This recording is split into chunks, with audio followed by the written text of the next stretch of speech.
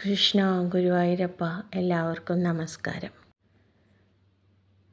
ഭഗവാനെ നമ്മളെപ്പോഴും വിളിക്കുക എന്നൊക്കെ പറയുന്നത് നമ്മളൊരു പ്രാക്ടിക്കലാണോ എന്ന് ചിന്തിച്ചു കഴിഞ്ഞാൽ അത് ഭൂരിഭാഗം ആൾക്കാരും വിളിക്കുക നമ്മുടെ കഷ്ടകാല നേരത്താണ്.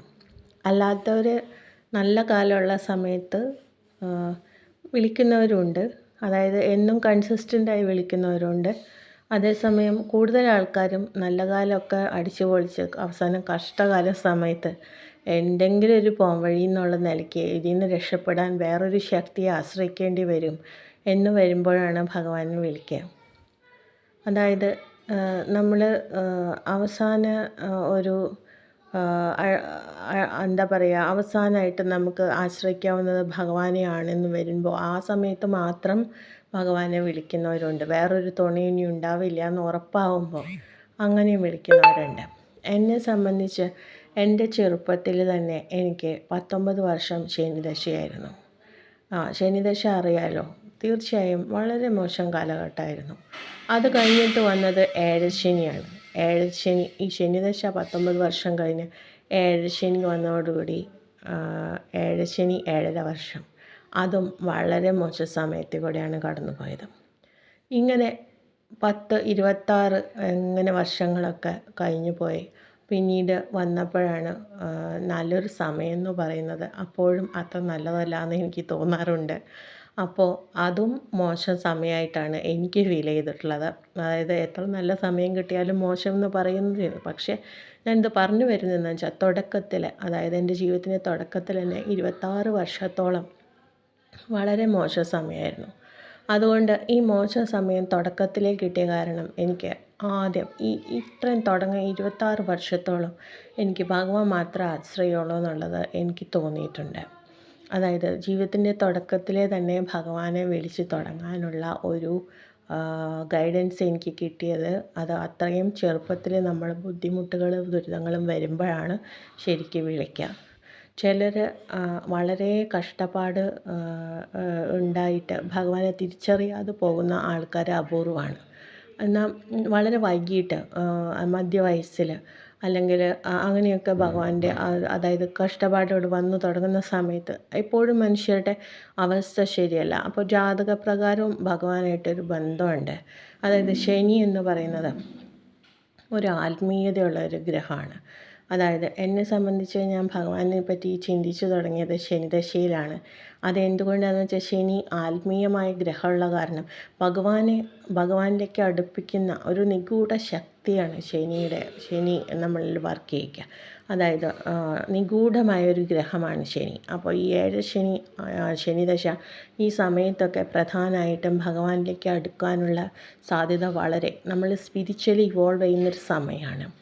അപ്പോൾ എൻ്റെ മനസ്സിൽ ആ സമയത്ത് എന്തുകൊണ്ടാണ് നമ്മൾ ഈശ്വരനിലേക്ക് അടുക്കുന്നതെന്ന് വെച്ചാൽ നമ്മൾ അതുപോലെ ദുരിതങ്ങളും അതെല്ലാം തന്ന് ശനി നമ്മളെ പാകപ്പെടുത്തിയെടുക്കും, ആത്മീയതയിലേക്ക് നമ്മളെ പാകപ്പെടുത്തിയെടുക്കും. അപ്പോൾ നമ്മളെ മനസ്സിലുള്ള ഈ ദുരിതങ്ങളും ദുഃഖങ്ങളും കാരണം ഓട്ടോമാറ്റിക്കലി നമ്മൾ ഭഗവാനെ വിളിച്ചു പോകുന്ന ഒരവസ്ഥയാണ്. അപ്പോൾ എൻ്റെ ഈ ശനിദശയും ഏഴരശനിയും ഒക്കെ കഴിഞ്ഞു വന്നപ്പോഴേക്ക് ഭഗവാൻ തന്നെ ആശ്രയമുള്ളൂ എന്ന് മനസ്സിലായപ്പോൾ, അപ്പോൾ അതോടുകൂടി തന്നെ നമ്മുടെ അഹങ്കാരവും ഏകദേശം ഇല്ലാതായി കാണും.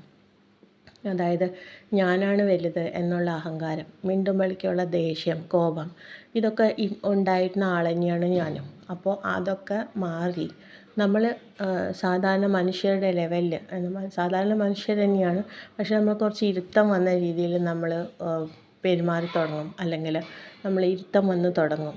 അതൊക്കെ നമ്മുടെ ഈ കഷ്ടകാലമൊക്കെ മാറിപ്പോകുമ്പോഴാണ്. അത് നമ്മൾ ഇപ്പോൾ ഇടയ്ക്ക് വെച്ചിട്ട് നമ്മൾക്ക് നല്ലൊരു കാലമായിരുന്നു, അത് കഴിഞ്ഞ് കുറച്ച് നാൾ കഴിയുമ്പോൾ ശനിദശ തുടങ്ങി. ശനിദശയിൽ നമ്മൾ പെട്ടെന്ന് ദേഷ്യപ്പെടും, പിന്നെ ആ ദേഷ്യത്തിനുള്ള പണികളൊക്കെ കിട്ടുകയും ചെയ്യും. അത് കഴിഞ്ഞിട്ട് നമ്മൾ വീണ്ടും ഭഗവാനെ വിളിക്കാൻ ഓർക്കും. ഇതൊക്കെ ഒരു പ്രോസസ്സാണ്. അപ്പോൾ ഈ ദേഷ്യങ്ങൾ വന്നിട്ട് പണികൾ കിട്ടുമ്പോൾ, അത് ചില ആൾക്കാർ ചില ഡൈവോഴ്സുകളൊക്കെ നടക്കുന്നത് വെറും ദേഷ്യത്തിൻ്റെ പുറത്ത് മാത്രമാണ്. അതുപോലെ പല റിലേഷൻ ബ്രേക്കായി പോകുന്ന ദേഷ്യത്തിൻ്റെ പുറത്താണ്. ദേഷ്യം എന്നുള്ളത് റിലേഷനിൽ മാത്രമല്ല, ഭഗവാന് മറ്റൊരു കാര്യമുണ്ട്. നമ്മൾക്ക് ആരെ വേണ്ട, നമ്മൾക്ക് നമ്മൾക്ക് സ്യൂട്ടബിളായ ആൾക്കാരെ മാത്രമേ ഭഗവാൻ നമ്മുടെ കൂടെ നിർത്തൂ. എൻ്റെ ഒരു അനുഭവമാണ്. അതായത് നമ്മൾക്ക് എഗെയിൻസ്റ്റ് ആണെന്ന് നമുക്ക് തോന്നുന്ന, ഭഗവാന് തോന്നുന്ന ആൾക്കാരെ, അല്ലെങ്കിൽ നമ്മളിലേക്ക് നെഗറ്റീവ് എനർജി ഇൻജെക്റ്റ് ചെയ്യാൻ ഉള്ളവരാണ് ചുറ്റുമെന്ന് തോന്നിക്കഴിഞ്ഞാൽ ഭഗവാൻ പതുക്കെ അവരെ നമ്മളിൽ നിന്ന് അകറ്റും. അതുമാത്രമല്ല, നമ്മളൊരു സേഫ് സോണിലാക്കുകയും ചെയ്യും. നമ്മൾ ഭഗവാനെ വിളിക്കുമ്പോഴുള്ള ഗുണമാണ്, അതായത് നമ്മൾക്ക് പോസിറ്റീവായ ആൾക്കാരെ മാത്രമേ ഭഗവാൻ നമ്മളെ കൂടെ നിർത്തൂ. അല്ലാത്തവരെ നമ്മളിൽ നിന്ന് പറിച്ചു മാറ്റും. എങ്ങനെയെങ്കിലും ആ റിലേഷനിൽ എന്തെങ്കിലും പ്രോബ്ലം വന്നാൽ അത് അകന്നു പോകും. അതാണ്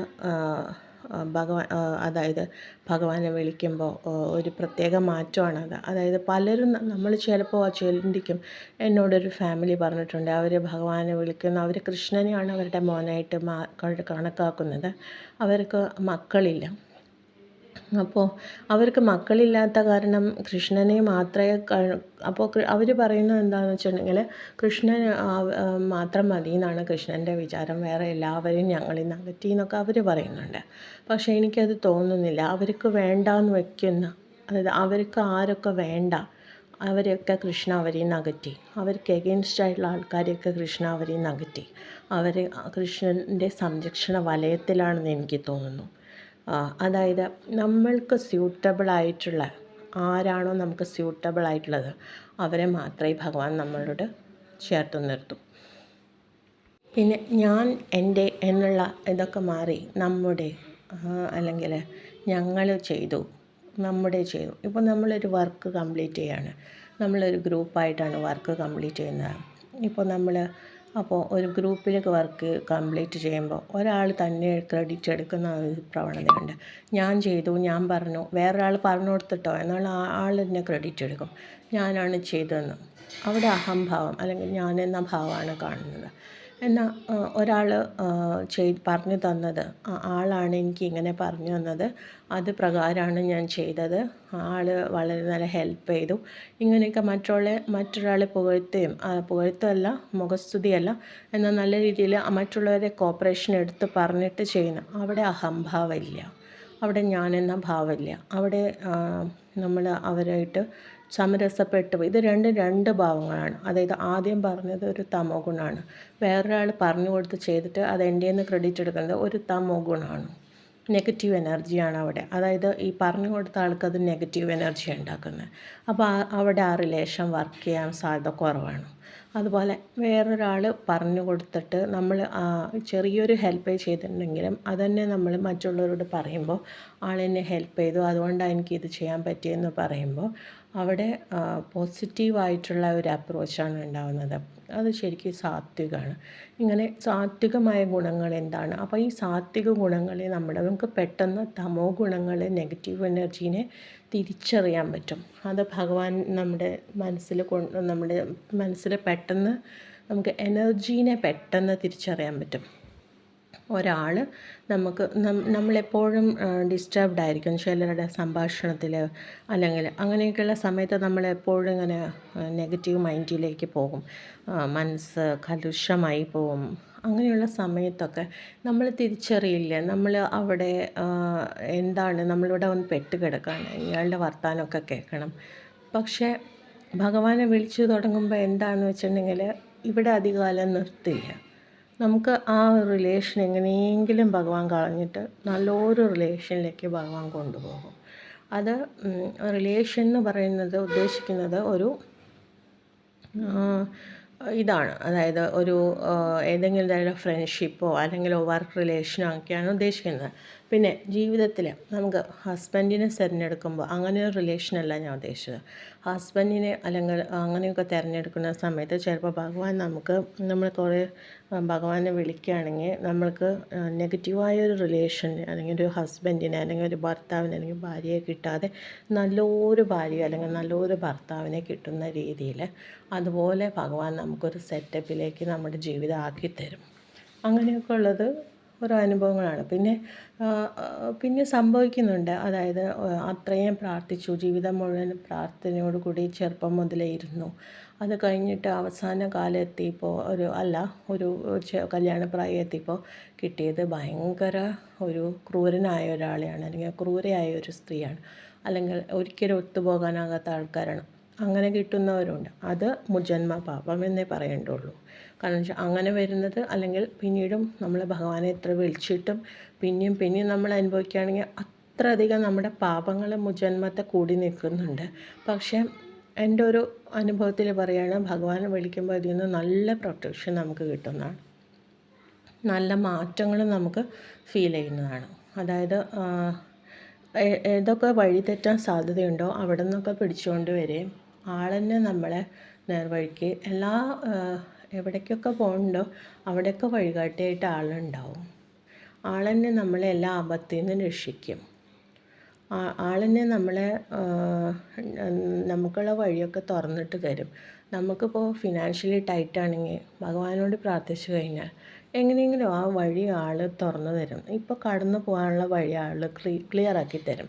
പിന്നെ നമുക്ക് വലിയ സമ്പാദ്യമൊന്നും ഉണ്ടാക്കാൻ പറ്റണില്ല എന്ന് ചിന്തിക്കുകയാണെങ്കിൽ അതിന് കാരണം എന്താണെന്ന് വെച്ചാൽ വേറൊന്നുമല്ല, നമ്മുടെ പൂർവ്വജന്മ പാപം തന്നെയായിരിക്കും. പക്ഷേ ഇപ്പോൾ ജീവിച്ചു പോകാൻ ഒരു അലലുമില്ലാതെ, ആരെയും ഫേസ് ചെയ്യാതെ, ആരുടെയും മുഖത്തുനിന്ന് ആട്ടുകേൾക്കാതെ എന്നൊക്കെ പറയില്ലേ, അതുപോലെ ജീവിച്ചു പോകാൻ സഹായിക്കുന്നുണ്ടാവും അത് ഭഗവാൻ. അല്ലെങ്കിൽ ഭക്ഷണത്തിന് ഒരു ബുദ്ധിമുട്ട് വരുത്താതെ അങ്ങനെയൊന്നും പോവാതെ സഹായിക്കുന്നത് ഭഗവാനായിരിക്കും.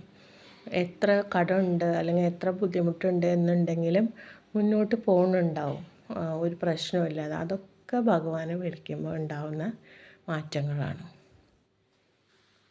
അപ്പോൾ എല്ലാവർക്കും നന്ദി, നമസ്കാരം.